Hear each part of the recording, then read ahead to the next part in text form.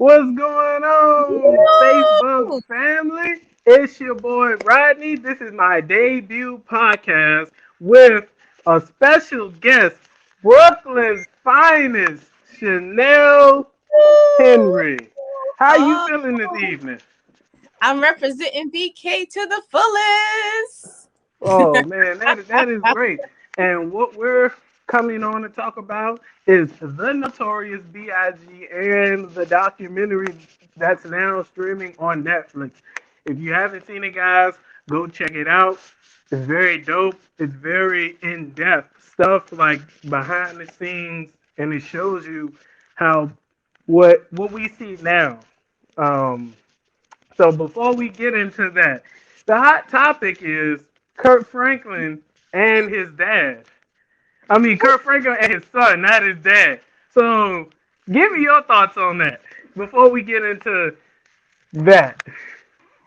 So, before I give you my thought, I'm going to give you the background of Chanel, right? Chanel has been a fan of Kirk Franklin since he very first came out. Okay. Chanel loves Brooklyn. She loves hip hop. And Chanel go to church. And she is active in her church, right? So when I give you my opinion, I have to make sure you know it's a well-rounded one. When I say I stand with Kirk Franklin, Ah, you got me because I thought you were swaying the other way. I I do. Now stand explain why. with the whole finger roll. I stand with Kirk Franklin, okay? Because no, first of all, his son is not a child; he's a man, and we don't have the full context of what happened. He went live to try to embarrass his gospel singer dad. He knew his dad was reckless at the mouth, but he didn't show the beforehand, like what led up to him getting that wild. You Oh know, yeah. you know what I'm saying? I know from history that Kirk Franklin doesn't have a good relationship with his oldest son.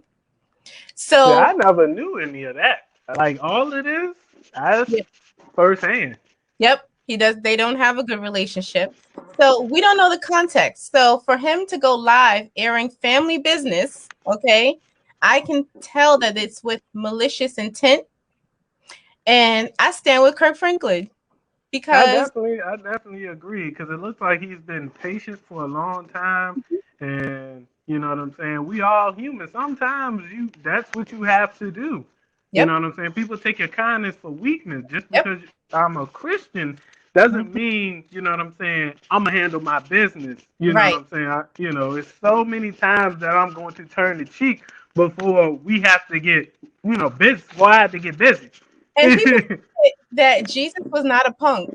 Jesus went into the tabernacle and flipped the tables over, like, you not doing this to my people. Like Jesus was not a punk. So oftentimes people expect Christians to be punks. And I'm Yeah. not saying that his choice of words were okay. I'm not saying that I condone his choice of words. I'm saying I understand his choice of words. Oh When yeah. you have this is your child that you're talking to, who's clearly, like I said, we don't know the context of what happened. So something happened to pull Kirk Franklin into ratchet mode. And I'm sorry, I stand with Kirk Franklin. All right, same here. Mhm. Now that that's over, so tell the viewers a little bit about yourself before we get into talking about Biggie. Sure. Well, hi everyone. First of all, thank you for even allowing me to be on your podcast. I'm so honored. This is such a treat for me. You know how nervous and jittery I still am as I'm talking, but I'm pushing It's through. all good, we show Um, love. but my name is Chanel. I live in Brooklyn. I live in Bed-Stuy. I was born and partially raised in Bed-Stuy, and I also was partially raised in Richmond, Virginia. So I had a hybrid lifestyle, and I'm so thankful for that because when the crack epidemic was just getting to its heights, my mom was like, nope, I'm pulling my daughter out of this environment. We lived in Tompkins Projects at the time, right down the street from Marcy, where Jay-Z is from. And yeah, I'm very thankful that my mom gave me the opportunity to see two different lifestyles. So I got to live in Brooklyn and get street smart. I got to live in Richmond and see that you don't have to live by street code. So that's pretty much who I am. And so much more, but pertaining to Biggie, that's who I am. All righty. Most viewers know me. If you don't know me, I'm Rodney. I'm from Richmond, Virginia. And, I'm Go Lucky. Hey, I show love. You show love. So, we're going to get right into this. My first question, let me pull it up. My first question to you is, when, what made you a Biggie fan? Like, do you remember the moment, Yep. I'll never forget because I was on a bus going on a field trip, which is funny. And Craig Mack, some older kids started playing Craig Mack in front of my seat, and they just bopping to Craig Mack. And next thing you know, I hear this voice, and it's Biggie. And I'm like, wait, who is that? Because we already knew who Craig Mack was. We didn't know who Biggie was yet. So I was like, wait a minute, who is this? And then straight from there, it was like, wait, I was enamored by the voice, and then when I saw the video and it was like, this big dude. Like, I was like, who is this? He's a hefty guy. He's a hefty guy. Yeah. He come with them blows. He swag. Biggie has swag with his Coogee sweaters. Biggie has swag. Yeah, the Versace. Yep. So that's how I got introduced to Biggie. I think, I'm a lot younger. I think, I was in about elementary or middle school. The first song I ever heard was More Money, More Problems featuring Mace and Puff Daddy.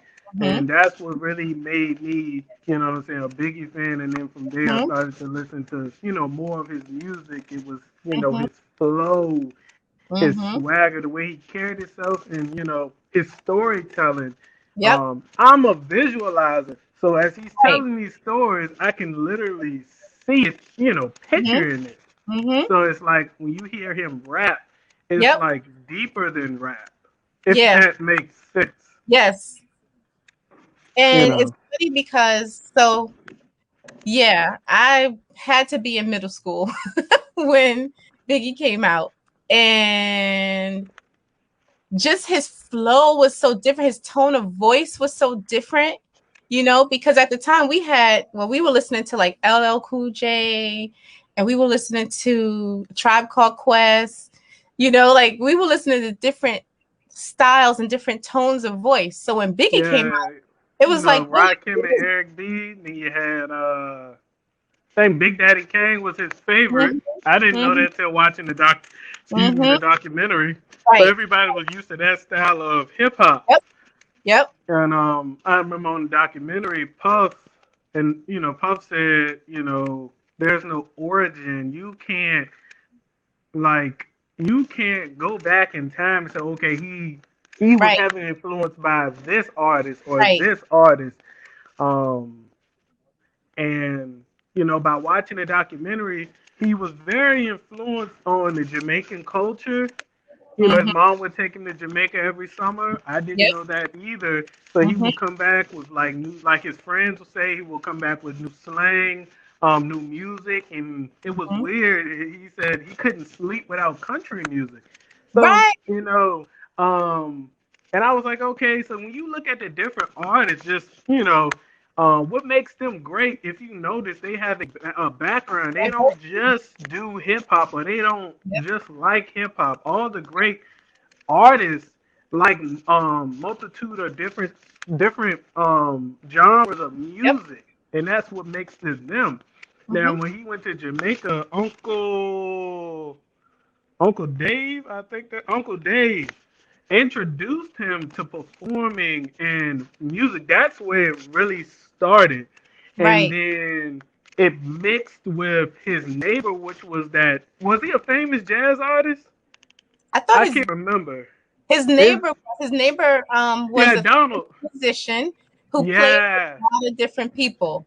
He said, and I think I think that's where his flow came from because he was like he would rap like kind of percussion. Right. So he, I think he taught him how to flow, or Biggie kind of taught himself how to flow from, the jazz music. So that, Right. by listening to jazz, the country, the Jamaican, the hip hop, he was able to create his own sound, Yeah. which I thought was dope. Mm-hmm. And so it linked. So all these links, it was building, and actually showed a clip of him actually rapping when he was in like middle school. It was Mm-hmm. nice. I Mm-hmm. was like, wow. So he You know was what I already loved going to about be that? something special.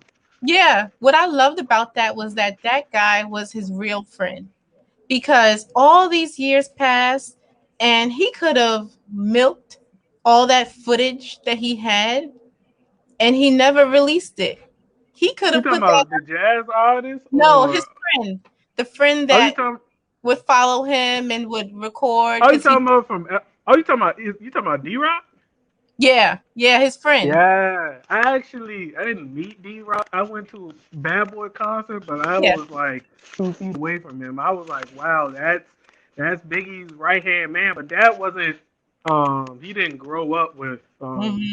with him. I think he was introduced. I think him and Biggie and D-Rock met. I think Biggie went to his side of town. I forgot, but whatever. We gonna get into that. But yeah, Hmm. D-Rock, he's a real one, definitely. Yeah. Bad boy.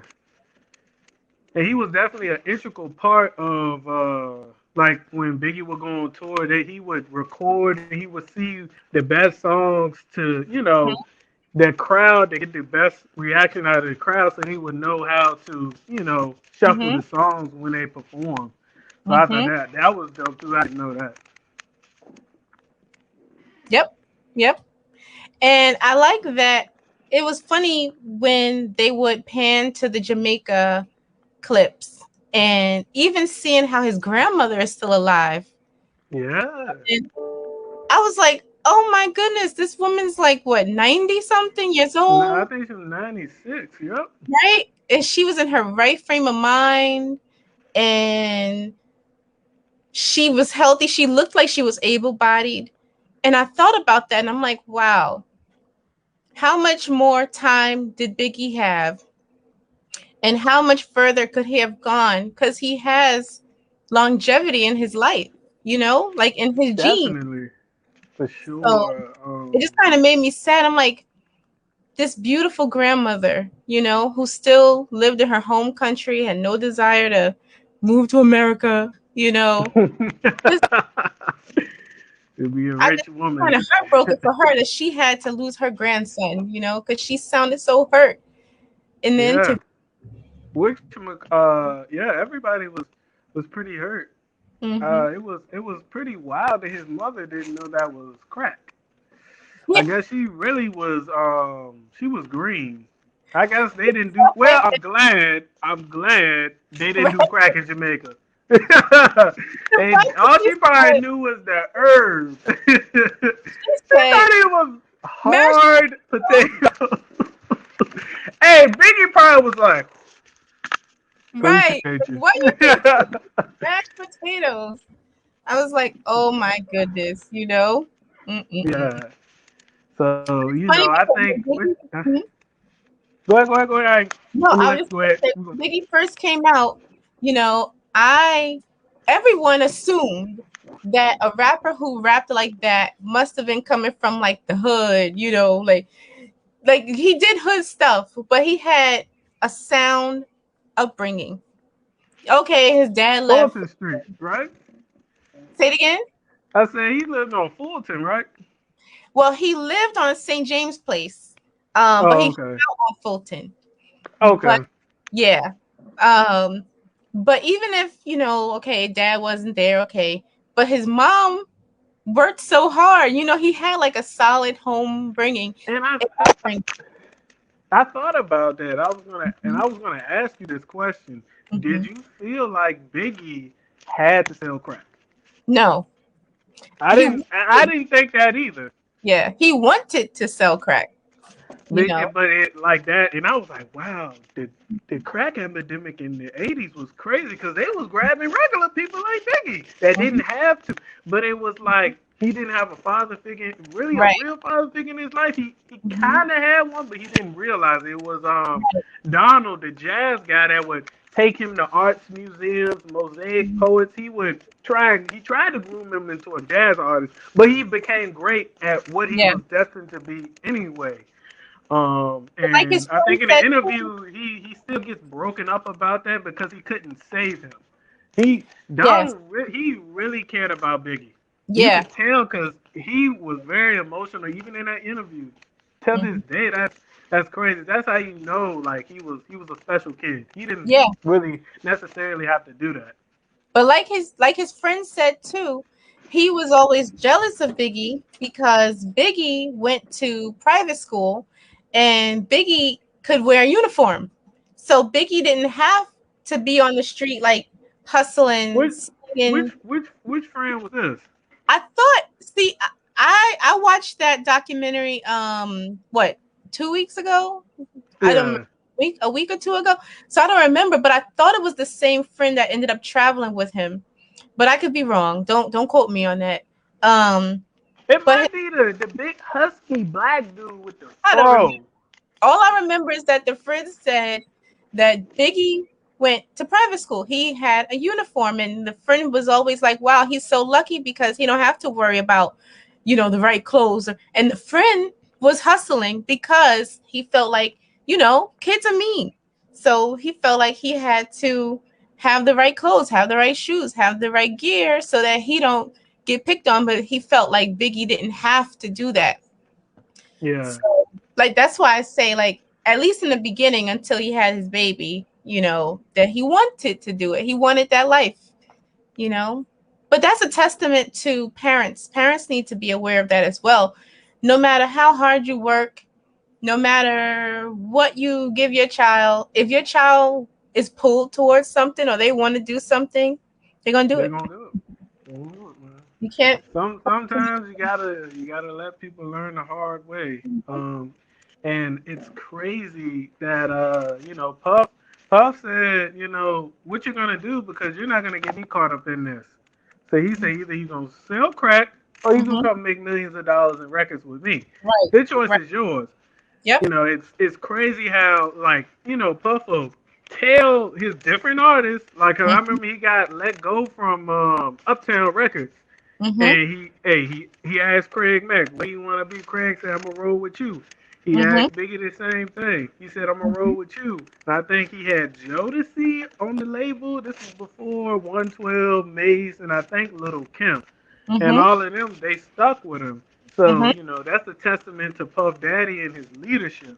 Right. But I didn't know him and D Rock was going to North Carolina to sell it crack. I was like, $20? Mhm. Oh my God. You would think it's the complete opposite. You think he would go for 20 in New York and 5 in North Carolina, but it was the complete opposite then, But that's you know. similar to us learning, the mysterious kids in Maryland, that keep popping up for Jay-Z. That's similar to us learning that Jay was going from Brooklyn to Maryland, to do business. Yeah, Alleged. he would.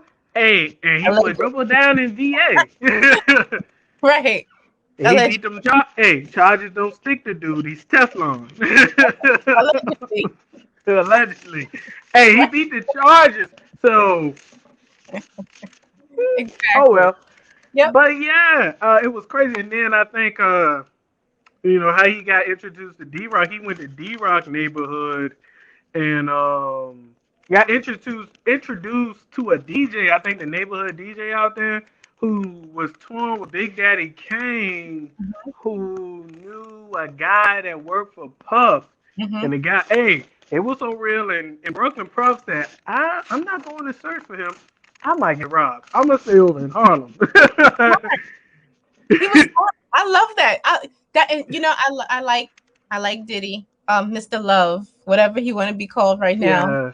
Yeah. Um, He I said, like I can't just go out there looking for right. for big.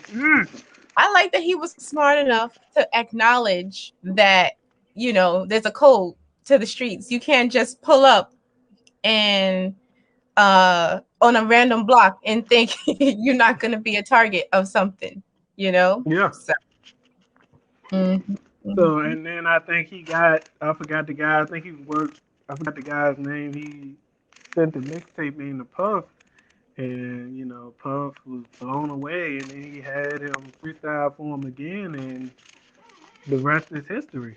Yep, yep. Mr. C, So yeah. legend.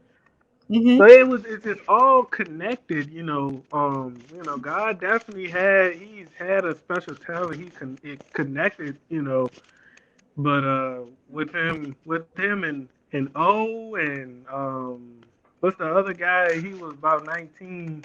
Forgot his name. Bald head dude. He was rolling with him in the streets, and then it was just he got. It was just crazy how some of the guys actually volunteered and came on. Like, yeah, I introduced Biggie to selling crack, and we was robbing Oh, people, did and you it see was the just older guy tight, though? huh? Wait. Did you see the older guy when he was Yeah, like, I want to be on no camera? yeah, him. I forgot his name. He introduced Biggie into selling crack, and then they took his mama social security check, Yeah. flipped And it. That was that was wild, man. That was why he was like, man, I don't want me on no camera. Take me on the camera. Like, yeah, that was crazy, but it was a great documentary because it authentic. was It was a bit, authentic. yes, very. I was like, how? But I want to know how much money. Cause ain't nobody just gonna come on camera and say, "Hey, I introduced Biggie to crack, and we sold crack, we robbed people, robbed niggas, smoked niggas." I'm pretty sure it was upwards of 250K just to do You think so? the I look. don't think so. Yeah, I think they maybe not 250K, but they definitely got a nice check. Maybe. I mean, I know if I this is introduced, what I we would talk never. I about. ain't from the streets, but like if I was in their shoes, I'm not coming on camera. I don't care. I I could totally don't care. see Puffy is a master speaker. I don't Yeah, want to call him a master manipulator because that's not nice, but he has a power to be able to get people to invest their time and energy he into his he's a project. true leader and an innovator. Like you have to come in. It even starts with your attire. You know what I'm saying? How you look, and You have to present it, and you have to meet people where they at too. So you have to talk to them in a certain way. You have to meet them where they're at, and you have to present the project. You have to present. You know what I'm saying? And you have to That's all talk. Puffy You have to make probably it did. say, "Hey, we do this. We gonna be here." You know what I'm saying? And that's what it is. He's a true leader, And that's innovator, and all they he probably did. All he probably did for that gentleman and everybody else is say, listen, we have to honor Big's legacy. You know, we have to make sure his name stay popping in these streets. He is big. You know, I need you on yeah. this. We have to make sure these kids know where it started. They have to give respect where respect is due. You know, I could totally see him talking just like that. Like, tell the truth, because that's the truth. You know, you Yeah. have to give respect to Biggie. I saw someone in your comments said that you have to talk about Young Thug. And Young Thug is cool, but before you talk about Young Thug, you have to talk about Biggie. Oh So yeah, I'm gonna go to that comment real quick. I got a feeling I know who that is. Oh that okay, where that at? We're gonna see where that is. I can't see. Where did you see that? Cause I can't see the comments. I'm I new see, to I'm all on this. your page. I'm on your private page on Facebook. Oh, okay. I That's how gotta I finish saw it. down there. Okay, but yeah, um, you know, let's go to. I'm gonna ask you another question. When Biggie, how did he influence you? Was it, like, did he influence you as far as fashion wise, men wise back then? I don't know. So, So give us the scoop on how he influenced your life. so Biggie influenced me, influenced all of my friend sector at the time by showing us that we can be great. And I know that sounds like a cliche, but it's not. Because when we were proud to be from Bed-Stuy, even though even though let's be clear, Biggie was from the border of Clinton Hill and Bed-Stuy, but he claimed Bed-Stuy. So, so, but can you claim either or is it like, hey, this Clinton, or like, is it like either or? Can you bounce Biggie, back and forth? Biggie can claim either or. Let Oh, me okay, just, yeah, he the king of New York, yeah, so Biggie can claim either or. And at the time, we all thought he was from Bed-Stuy. It's only now we're learning, that he was from Clinton Hill. But Biggie meant freedom to us. He meant we can do this. We can do this. We could be great. Look, he's great, and he's from Bed-Stuy. We could be great too. Not we can be great. We are great because Biggie is great.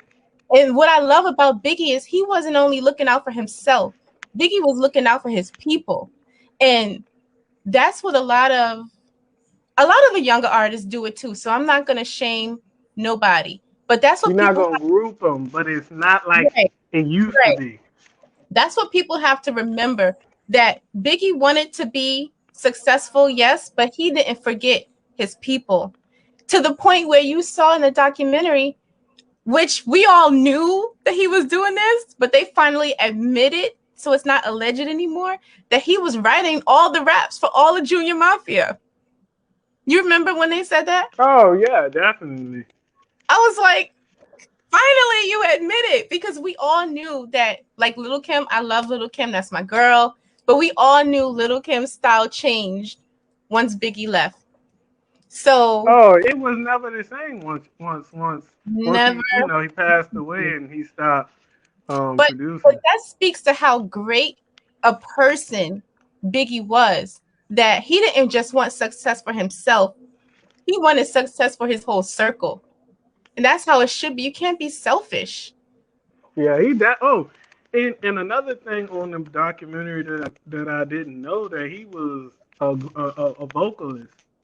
Yeah, he Like, could. they said he rarely even rapped. He was singing and he could write R&B. It was crazy how he like when I feel like he wrote the best for Little Kim. Like, it Think was like a about. match made in heaven. Like, I was like, how is he writing all this, like, vulgar and like nasty stuff? I mean, I like it too. But Mhm. like, you know what I mean? I was like, Think wow, about it's when blown away. Biggie sung "You're Nobody" till Yeah. somebody Kills kills you. you. Like he And had that's facts though. Like he made that, but it's still factual to this day. It's crazy. exactly, exactly. So look at how. I mean, not to bring up Pop Smoke, but look at how once Pop Smoke died, everybody was interested in who Pop Smoke was. It was the same. Yeah. It wasn't the same case for Biggie. Everybody already loved Biggie, and I'm sure we'll talk about that later. Oh Um, yeah, yeah. It'll be on another segment. But yeah, like it was his writing. Like he was. It's not too many artists that can rap and write. And he right. was writing for multiple rappers. The only Mm-hmm, people I can think of is Biggie, mm-hmm. Mace, and You put Mesa with Biggie? oh yeah, Mace can write. Mace can write and rap. That's because you love Harlem. That's so funny. See now, oh, you got some beef with Harlem. No, because Cameron is the man. Like Nah, Cameron is he a wannabe Mace. you gonna disrespect Yeah, Cameron? Like whatever. he has hits, but he'll never be Mace. If you were But talking, let's. if you're gonna put anybody in the category with Biggie, it would have to be Nas. It has to be Biggie, But Nas. like, I'm talking Like, about far as he's like rap, like spitting bars and then writing bars for other people. That is hard. That's what I'm talking about. Now we could like Nas is a great artist, but I'm not Nas is great, but it's like where the hits at. He don't put like you know what I mean. Like I like Nas. It's just we're not gonna get into that. I like Nas. But I can't put him in that category. He didn't really influence so me disrespectful to New York. like that. Like that. All Hey, right, where so are your friends at that you always tag in your disrespectful New York posts? Because well, Nas is Nas is from Queens, so Yeah. uh. No, but it's okay. You can have your opinion. Mace is definitely. I loved Mace. Back in the day. Mace is an interesting because And he had a group similar to Junior Mafia, not he to cut did, you off, and he but had his twins. he had Harlem World. It was him, He did. his School sister twins. Blinky Blink, and Mm-hmm. and he wrote for all those guys as well. He did, So but that's what I'm saying. Like also, Biggie had Junior Mafia, and he wrote for all of those guys. So it's like and then he wrote for Puff Daddy as well on the No Way Out album. And he had his own album. So it's just like it's not too many artists that can write fire for themselves and then write fire for others. You know what I mean? Like bars for other people that's stupid. Mace is cool. But Mace did some stuff, interesting stuff in Harlem. Biggie never got chased out of Brooklyn. If Oh, Biggie, man. I see. He if goes, Biggie was still alive, Biggie would be able to come to Brooklyn. man, Mace was in Harlem. Man, Mace was in Harlem like last year. hey, we not, it's a lot of I have a YouTube blackballing. video I'll send you later. I know, I haven't seen it all. I haven't seen it. But yeah, we're gonna move on. We're gonna move on. So give me your top five Biggie songs. Okay, so my top 5 Biggie songs gotta start with 10 Crack Commandments. As crazy as it sounds, I live by the 10 Crack Commandments, okay? You can apply the 10 Crack Commandments to a vast Anything. okay, to a vast majority of stuff. My second favorite is Juicy. It was all a dream. I used to read Word Up magazine. Okay, Salt and Salt Pepper. and pepper. Heavy D up in the limousine. And your pictures on the wall. Okay, show okay. him the quote. Big Papa gotta come in with Big Papa to all Love the you ladies when you in the call me place Big with style and Papa. grace. Throw your ass in the Um, yeah, air. He's a true these player. lyrics, yeah, the rest of those lyrics. I have a lot of Biggie songs. Hypnotize, Get Money. Well, you know, you want to sip Mo on my living room. Look, I love Biggie. Biggie is the heart of Brooklyn. He coined "Spread Love is the Brooklyn way." I know Yeah. a lot of people who are not from New York. They always look at Brooklyn like it's like the gutter city, right? It's like, oh, Brooklyn, all the thugs, all of this, all that. Yeah, it's true. Brooklyn, we have to stand up for ourselves. I You mean, know, it's bad. It's bad everywhere in the world. right? So But let me tell you something. You can walk down the street in Brooklyn and yes, hypnotize. Come on. Yes, hypnotize. Are you kidding me? Come on here. Sicker than your average. Papa Twist Cabbage. Somebody commented that in your stream. But anyway, I think that's Mercedes. Yes, sicker than your average. That's my jam. But anyway, let me tell you about Brooklyn, right? Brooklyn is hood. Brooklyn is all of those things, but Brooklyn is a lot of love too. I You see the comments on my Facebook page now, but continue. you can walk down any Brooklyn street. I hate when people try to paint Brooklyn like it's just, The one hood, and it's not, Brooklyn has like rough pockets, right? like every city does. We have rough pockets, right? Within every section of Brooklyn, but all of Brooklyn is beautiful. The people are beautiful. The guys are beautiful. I love my guys. Yes, one more chance. Come on in the comments. But Run the comments up. yes, come on. One more chance. Ow. Hey, Biggie, give me one. Come on here. Yes, the whole Ready to Die album. Are you kidding me? Come Oh yeah, on. ready to doubt. Hey, Yes. my top five is which is my favorite, and then with the rest of them are tied. So Mm-hmm. we got More Money, More Problems, Come on. Yes. Fire, Yes. Fire, my Yes. favorite Biggie song. Then we Yes. got Sky's the Limit, Positive. You know what I'm saying? He Mm-hmm. had a little bit of everything. He had music for the Mm-hmm. ladies, for the Mm-hmm. streets. Mhm. and he had some for the get money niggas. Mhm. And then, we Big Papa, of course. Then we Mhm. got Give Me the Loot for Give the me street the niggas. Hey, when I bust my gap, I mean niggas take dirt naps. I'm all that and dog that. Where the paper at? Give me the loot. Give me the loot. I'm a bad What, are you boy. kidding? Yes. Yeah, yes. And then we got One More Chance. Yeah. Those are Mhm. my top five, man. In Biggie, your like comments, he someone res. else said, I got a story to tell, and that's a hot one too. Come on. Listen, Biggie is you making me tear up. I love Biggie. Actually I live not even 2 blocks away from the Biggie wall. It was funny. I was like, maybe I should do this podcast interview in front of the Biggie wall, but I was like, nah, because it's gonna be too noisy, you Too know, dark. too dark. Come on, Chanel, you gotta calm down now. You know, And it's probably a little chilly. and a little chilly, like a little chilly, because it's cold today. But Biggie just he represents the soul of Brooklyn because Biggie was rough, yes, but he was lovable. Like how they said that he was a jokester. He loved to Yeah, play pranks on people. That's really he's all of what Brooklyn is. You can't be nice all the time, like you said about Kirk Franklin, right? You can't be yeah. nice all the time, you know? So he's the soul of Brooklyn. Biggie is the soul of Brooklyn. I'm sorry. Like That's just what it is. That's it, just what it it is what is. it is. Okay, so you know,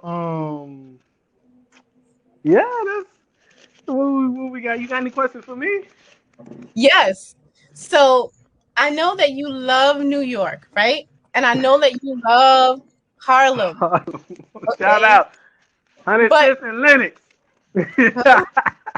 come on, listen, you need to pull CJ Richardson in on this. CJ Richardson needs to come on this Oh, stream. that's my boy. He needs to get on this because he is putting all the good songs in your chat. But what draws you? Why do you feel like you're so drawn to Harlem? And I'll explain why. I'm asking you that later. You gonna ask me that now? Yeah. Bitch, as you know, I'm a huge Mace fan, and he, as you say, No, I knew um, you were a Diddy fan. I did not know you were a huge Mace fan. So that's new. really? Yeah, I never knew that. Oh, yeah, I'm Mace everything except for Double Up. That album was trash. But I'm a huge Mace That's his fan, and only Mace, Flash album. yeah, that's just garbage. But um, it was his flow, his charisma, his style. You know what I'm saying? It was just how he went about life, getting money. You know what I'm saying? Like he said, he had a balance. He had something for the streets, he had something for the ladies, and he had something for the get money niggas. You know what I'm saying? And he was fly. He was fly with it. You know what I'm saying? I'm not really drawn to the roughness. You know what I'm saying? Like just the roughness. I like fly guys. You know what I'm saying? And Harlem World was a dope album. I really was introduced to Mace, to be honest, the Welcome Back album. It was Mm-hmm, clean. It was classic. mm-hmm, It was Harlem. Like Mace represents Harlem. Like Biggie represents Brooklyn. He was mm-hmm, the hottest thing out of Harlem. You know mm-hmm. what I'm saying? In my opinion, Mace need a statue. Okay. I mean, I and go mean, check the numbers. Every rapper bites his style, and it's a flow and a line mentioned. You know what I'm saying? In multiple songs. You know what okay. I'm saying? And it's just like he's kind of a. I've never met Mace, but like he's kind of a big brother to me. Like Aw. um, just listening to different interviews that he Mm-hmm. does and just how he goes about himself, how he what I'm saying, how he dressed, and what I'm saying, he always was clean and fly, and that's what I like. That's cool.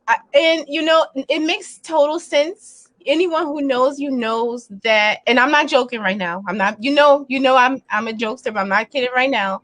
when I say that's who you are too. Like you are the epitome of that fly guy. Like you have a certain air to yourself. You carry yourself a certain way, and it makes sense why you relate to Harlem. You know, so that's good. You brought out every reason why I can understand why you relate to Harlem. You know, and that's usually the people who are not from New York who relate to Harlem fit. Where did you go? Oh, go, go, Oh, go, go. okay. I'm getting ready to do some. I'm getting ready to bring CJ on here if he's still on here. Oh, I'm gonna good. send him the link. I'm gonna send him the Okay, link. good.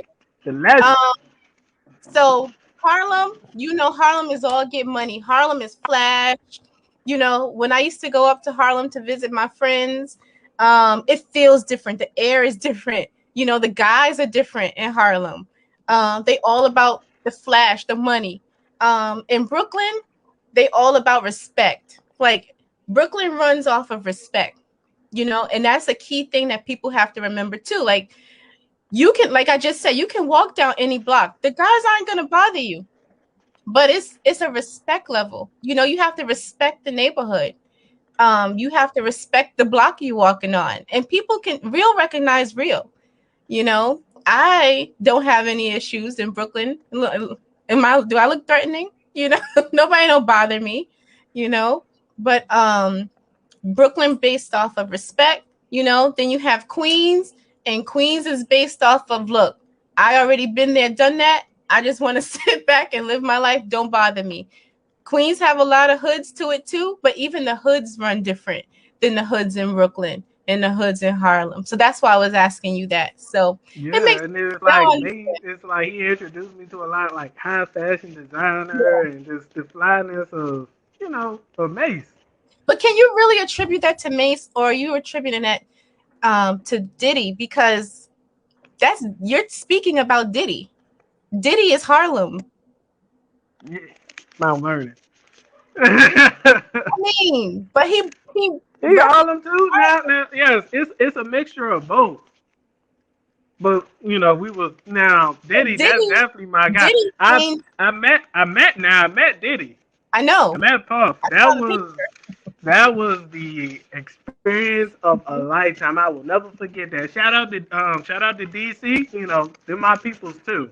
Mhm. And yeah, when Bad Boy came up to DC, and me and my friend Markel, we went to the pop up shop, Mhm. and he came through, and I was like, he was looking at everybody. Everybody was following him, so me and Markel went the opposite way, and I was like, I Mhm. see you, baby. I'm loud.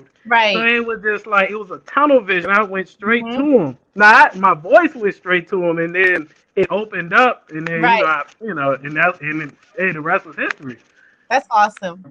Since you brought But up DC, yeah, but since like you I said, like a tribute, I attribute Mace and did to, in their music and their flyness to how I dress and kind of go about my way. They influenced me a lot. understandable, it makes sense. Just like how I'm a Biggie Jay-Z fan, okay, and but how you think about Mace is how I think about Beyonce. Who congratulations to my girl, by the way, who too, Yeah. on the Grammys, Oh, on and her we milestone. gotta do a Beyonce one too. We gonna get about all 10 of y'all beehives on You here. ain't ready. You're not ready. I can't find my microphone right now. You're not ready for that. But good, good. I mean, Mace is cool, and Biggie, definitely set the tone because through Biggie, Diddy was able to start reshaping hip hop. Biggie started Definitely. bringing in, you know, the melody and the tones to hip hop. He brought the fashion It to hip hop. Yeah, and it mixed like Puff and Biggie. It Mhm. was a match made in heaven. Yep. That's and but we can go back before that. What really plateaued Bad Boy was Craig Mack. Correct. Yeah. That's what I told you. Craig Mack, Flavor in Your Ear, Um. and Puff Daddy's production Mhm. got them to deal with Arista. Mhm. What's his name? I forgot the guy's name that owned that label at the time. and that's what Plateau, Mhm. helped. That was the start, and then Biggie definitely took it to another level. Yes. It was like it was mixed with the pop with the street. So Diddy was pop. Diddy had to say, hey, Biggie, we need some radio so we can Mhm. make some money because Biggie was definitely raw, Yeah. all caps, and it was you could feel it. Yeah. So He had a hunger. it was a great match. And Hmm. he wanted to do more than music act. He wanted to do Right. action, Yeah. fashion. You know, He had a hunger. What you were feeling was his hunger. It was beyond passion.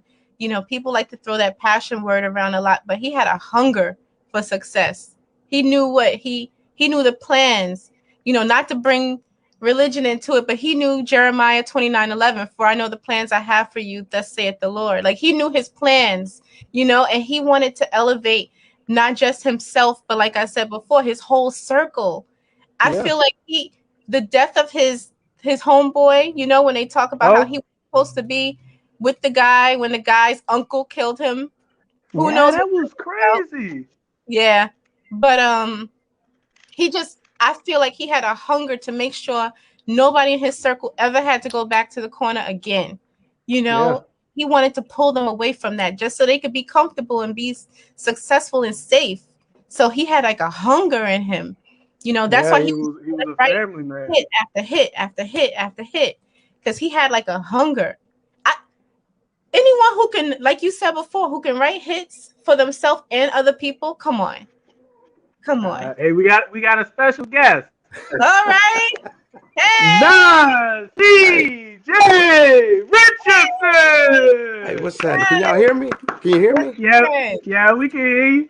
Okay, so Hey, see, hey, Chanel, this is my I good purposely friend. put this picture back here though. You know what Hey, I'm saying? Because I mean, y'all repping. Yeah, I purposely put this picture behind me. You know what I'm saying? come on. Because y'all repping bigger tonight, and I'm gonna keep it a buck. You know what I'm saying? Mm-hmm, I like them both. You know what I'm mm-hmm, saying? Hey, mm-hmm. Their Me paths too. crossed. Their paths crossed, but y'all ain't talking about both of them tonight. So I Right. had to add that CJ Richardson to the show tonight, And I've been listening to the whole podcast too, because Rodney, my Mm-hmm, man, so I told him I would mm-hmm. support him. So that's because that's what we Nice. do. That's what we oh do. yeah, But shout out, I y'all, appreciate that, bro. I'm just stopping in for a second though. But I do want to tell y'all one thing, man. Like I've been like, it's rare that I get on somebody's podcast and like watch it, the whole thing. I'm being real. So I was like, let me tune in, see what my man got going on. And then like as I was listening, you guys are very knowledgeable and informative, you know what I'm saying? And it's been a great event, and I'm glad I'm a part of it. And then when he said, I'm gonna invite CJ on, I'm like, oh man. I gotta come on. Hey, this your show, man. And I appreciate you for having me on, man. And the And young we lady show here. love. Hey, the young lady here is very knowledgeable too, man. Oh, You guys got a good rapport, oh, going between the two of you. One of your Bed-Stuy, one of your Harlem, or whatever the case may be. Rodney, you said that Cameron. We gonna get into that right now. The Mace. I was Wanna be listening. Mace. No, I'm just saying, man. that's That why could it's be a water break. Mace, the king of Harlem. that could be a whole nother Water break. that could be another whole show, Rodney. Yeah, Talking about that Mace and Cameron. Yeah. that's coming soon this spring. We gonna do more of these. I got you, man. But yeah, Biggie, man, one of my favorites, man. Don't get high or never get high on your own supply. You know, I was like when people ask me I don't know what they selling. I don't know what they selling. Yeah, but I'm here. I'm listening, man. Y'all got a good thing going on. Keep it up, my brother. I told you, this Yeah. this is good. I think y'all can build on this. I'm gonna share it on my page as soon as I get out of here. But Oh. great job. So I'm I gonna get out of appreciate here, you. man, because I gotta do a little podcast in a minute myself. So hey, y'all keep rocking. I'll keep listening. Hey. Share with your friends. If you're watching this show, what I'm gonna need you to do is share it. Okay. Right. Yeah, So and we'll look. let you slide with the cowboy hat. Hey, Oh, hey, hey, hey. whoa. Okay, we're going to commercial break. Okay, who's your team? You're somebody from New York. I know you're a Giant or a Jets fan. That's right. Come on, Giant. That's right. Cut. we going to commercial break. I appreciate y'all, man. Y'all have fun now. Enjoy the rest of the show. Thank you. Right. I appreciate you, bro, coming in. Hey, appreciate y'all, man. You know I had to do it. You know, it wouldn't have been. Hey, I got a starter pack for you. I got you a Dak jersey. I got you a cap, and I got you a round trip to Dallas. I wouldn't be authentically Chanel if I didn't point out the big old cowboy logo that was in front of my face, you know. But Oh shoot, no, we gonna reach over, pop the cap on real quick, strike up the band because I'm a cowboy fan. this awesome. But yeah, I'm just so thankful for you coming on. It's Thank you been for a great debut podcast, and I'm glad you asked me that question about, how, Bad Boy influenced me, and I'm thankful for Big because if it wasn't for Big, we don't know if we get Mace 112 and all the great hits after him. You know what I'm saying? So yeah. Yeah. It was a great one, and then D-Rock and them definitely solid, man, for sure, and they're definitely carrying on his legacy. Yeah. I believe like his music was definitely changing um before he died for sure. It would have been so great, and before, I mean, it'd have been so great if he would have stayed here, but unfortunately, the violence, it took another one. So, it's to add to that, it's just like, what I'm saying, hip hop, for some reason, all of the great ones and the soon to be great ones like Pop Smoke, they die of gun violence, and it's, when is it gonna stop? You know what I'm saying? We Well, have to protect our kings. We have, you know what I'm saying? It's like it's just I'm it's sure you'll kind of talk sad. about it one day in the future, but there's such a tie to hip hop and gang culture right now that's taken out our really good rappers. You say Pop Smoke and you say King Von and even XXX. I don't know if I would really classify him as a rapper, but I was really I digging. didn't really. I don't really like his music, and I was then really and then follow me, look at his me, music follow was me. depressing. But I'm gonna let you go. Go ahead. I'm not gonna cut you off. No, I was listening to you. Oh, What'd you you was say? listening to me? I thought I said I've listened to a few songs of his, and it was like I just couldn't get with it. Now to each his own.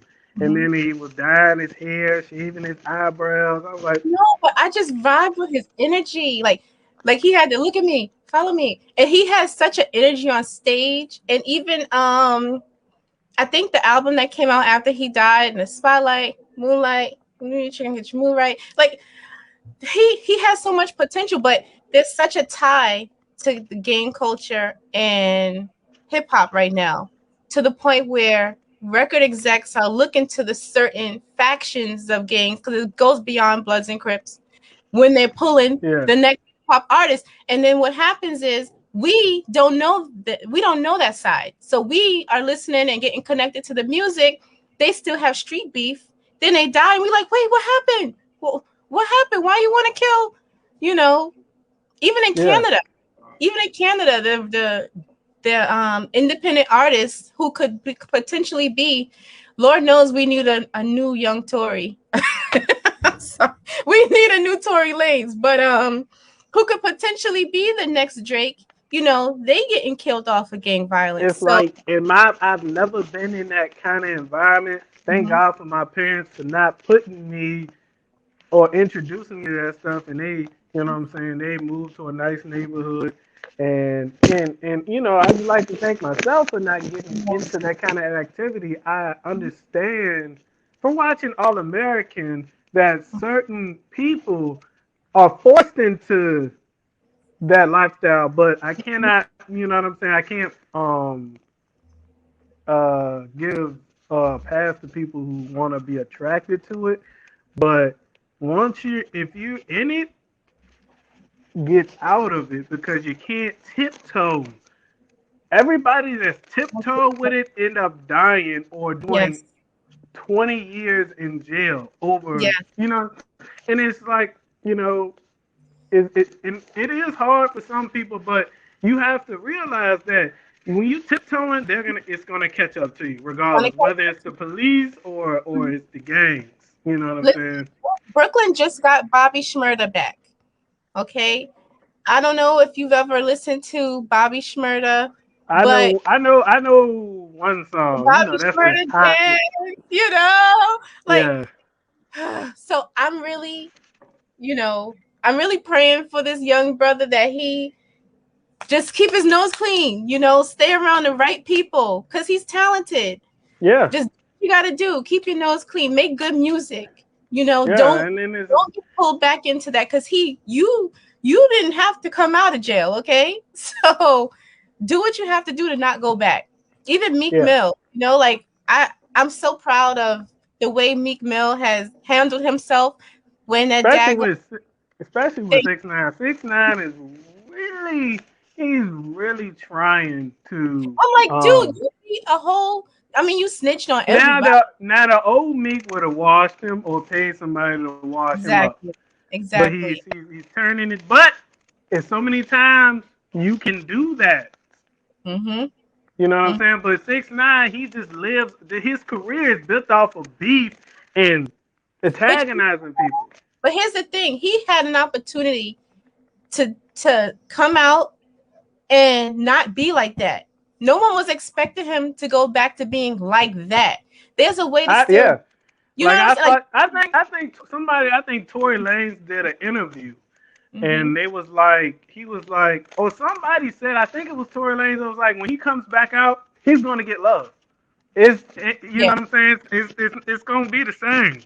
You know what I'm saying? I was like, he's coming out calling himself a rat, but you have to have you have to have security everywhere you go. But then he True. attacks Meek Mill for having security. I And don't get that's that. my problem. This is my problem with 6ix9ine right now, and is that he came out. Yes, okay, you claimed a rat. That's fine because call a spade a spade. You're a rat. You did that.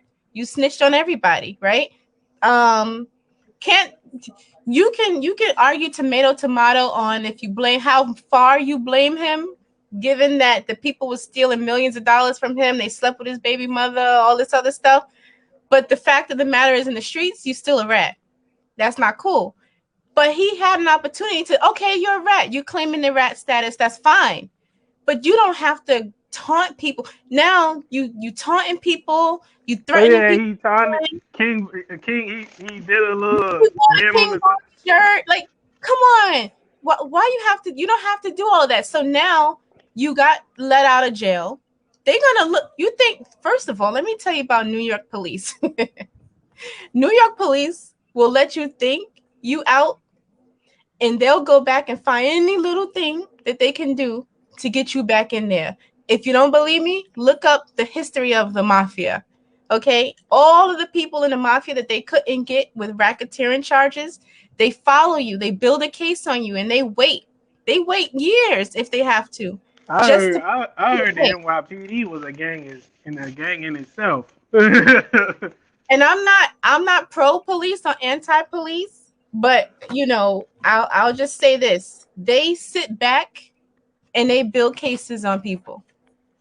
So if 6ix9ine think that he could keep being reckless and acting like that and nothing's gonna happen to him, good luck, brother. You'll be right back in jail, and they're gonna get you in jail. They slipping up, or the streets, cause he put the whole, what is it, the Trey Nine. You don't just Mhm. wipe your hands clean like that, you know. But I'm rooting for Bobby Shmurda. Like, it was so funny when 6ix9ine got free. Everybody in Brooklyn was like, "Wait a minute, you let 6ix9ine out, but Bobby Shmurda's still in jail." Hey, 6ix9ine went on record on the Breakfast Club saying Bobby Shmurda get released, he's retiring. And he still ain't retired. Now what? Exactly. Like I, Like what yeah, Charlamagne said he would do if 6ix9ine was. Remember, Charlamagne thought, he said he'll suck somebody's dick or something. yes. Oh, yeah. I'm like, Charlamagne, stop saying all this stuff. Like, if you gay, you gay, but he not. So stop saying all this stuff. I think he is. I think he is. He even said a lot of suspect stuff. He actually Googled Big Sean's dick and showed it to him. Like, he didn't say, yeah, Charlamagne. And I like it's so hard for me because I want to like him so bad. He had cancer. You know, I'm a Cancer. You know, I want to like him so Is bad. he a But July or he a June? Because them July ones, you know. Don't be talking about those July ones. The July males, how about that? You can talk about the men all you want. Okay. One thing I wanted to bring up, and I'm gonna ask you next. Who do you think is an underrated artist right now that should really get more shine? And then I'll tell you who I think when you finish. Shoot, I'm gonna have to. I think I got it in my phone. Let me look. Underrated artists, underrated new artists.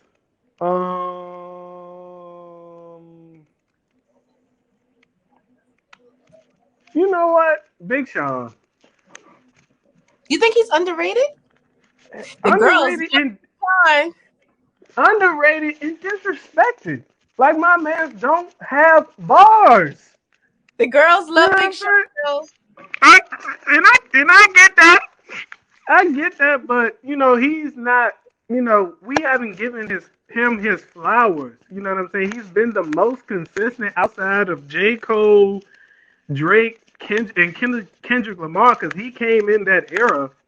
It's just like he's left off that list of top rappers. You know what I mean? It's just, you know, his music, along with Mace and Biggie, like when he tells a story, like, you know, Big Sean, he speaks to me when he raps. You know what I'm saying? I feel it, especially on and this could be another this could be another show, and it will be soon. We're gonna have more of these. But Big Sean, you know what I'm saying? He speaks to me when he raps. He's like a big bro to me too as well.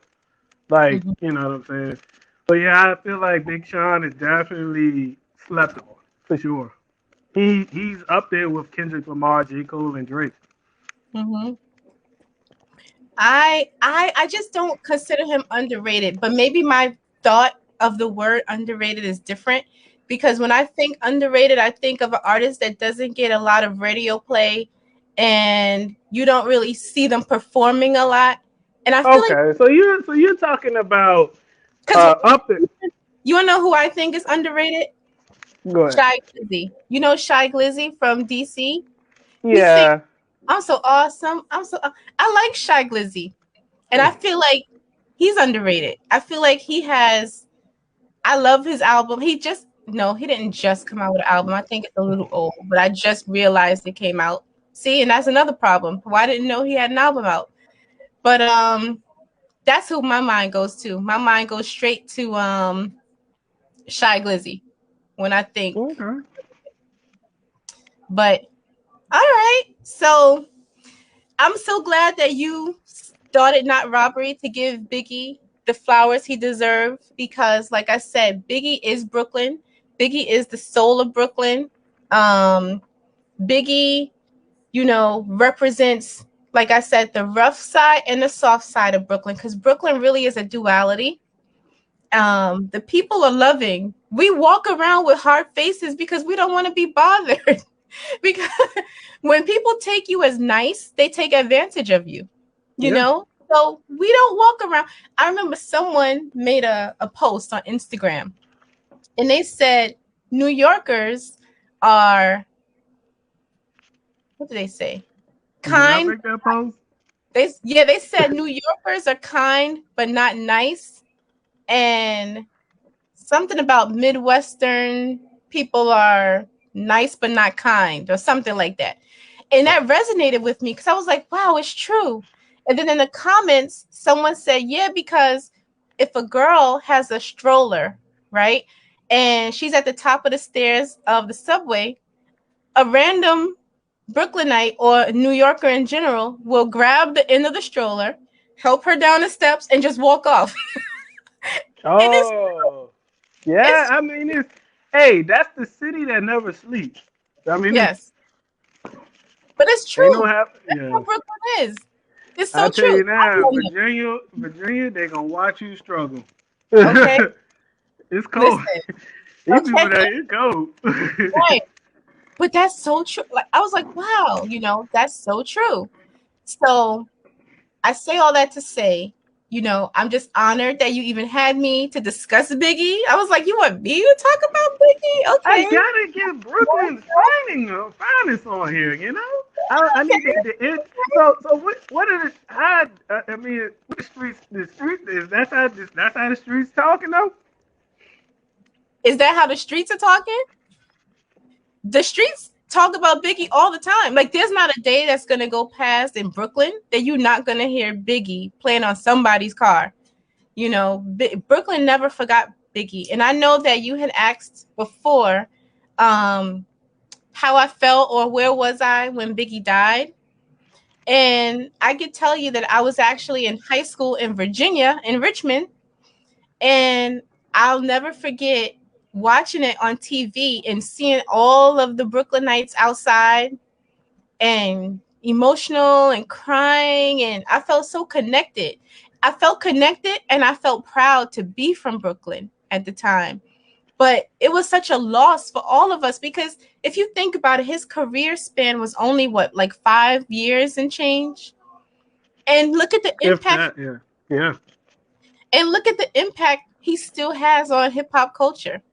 So imagine if he has some more time. And like CJ said when he was on, Tupac too. Tupac, I feel like he had a lot of influences, and if he didn't have those There were influences, there were mirrors of each other. Really were. they were mirrors of each other. But if he didn't have certain influences, around him, none of this would have even had to happen. That beef would have had to start up, Like my, and he had I so like to much more. summarize. I like to summarize that beef up with this: a lack of communication and raw information fueled by the ego is like mixing flames with diesel. That comes from my boy Big Sean, and that's what happened with Tupac and Biggie. Yeah. And we got to make sure that doesn't happen again. And that's why I'm so concerned with all of the gang culture infiltrating hip hop the way it is. And how, like I told you before, the record execs are going to the gangs to pull their next artists. It's just, That's I don't want to fine. lose no more talent. There's no more fly guys from Harlem anymore. They're getting to Oh rough Lord. people a little bit. Maybe that's the problem. Maybe you need to go to Harlem, re-energize Harlem hip hop, You know, and you know, we you had, know, I like the movement ASAP had, but it's fizzled out. but they didn't have Yeah, like a big movement though. they didn't It have a big one, but it was it was something to build on. But it just kind of they didn't have they didn't have like a big movement. We need another big movement again. I, and I'm gonna ask you another question.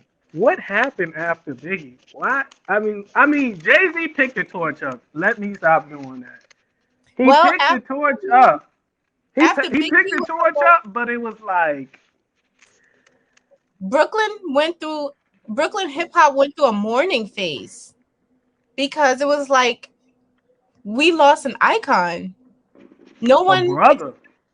a brother, the soul, like I said, the soul of Brooklyn. If you walk on Fulton Street right now, yes, they named it Biggie Way. Okay, fine. But before they even finally thought to name a street after Biggie, it says spread love is the Brooklyn way dash Notorious B.I.G.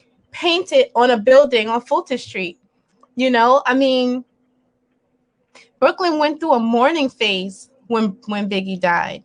And that's why hip hop kind of was just like on pause, Yeah. But like you said, Jay, you got to give Jay his props because Jay, Ooh, everybody was that could be clowning another Jay. segment.